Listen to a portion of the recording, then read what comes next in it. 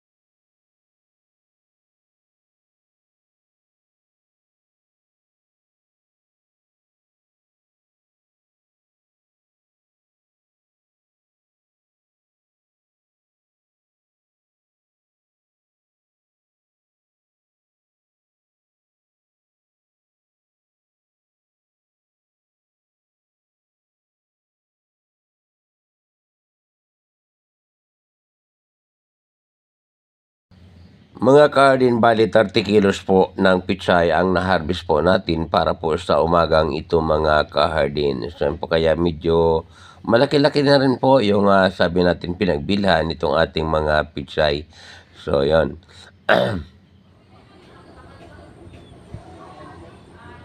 So, yung susunod na harvesting period natin ay naka-schedule po sa December 23 para yung ibang maliliit pa na pichay ay mas lalo pa silang lumaki. Yan po yung ating ginagawa dito. So, nagtira po tayo ng mga pichay na i-harvest po natin sa darating po na December 23 mga ka-harden. So, yan. Bali, maraming salamat po sa inyong panonood. Paki-like and share. At sundan po ako sa aking YouTube channel at Hard ni Ronggoro, sa aking Facebook page at George Terapsing Farm, at sa aking Facebook account at George Tubiron Rapsing. So maraming salamat sa panonood. Kita-kita tayo ulit para sa susunod na mga bidyong aking i-upload. Bye-bye, God bless us all, and follow for more.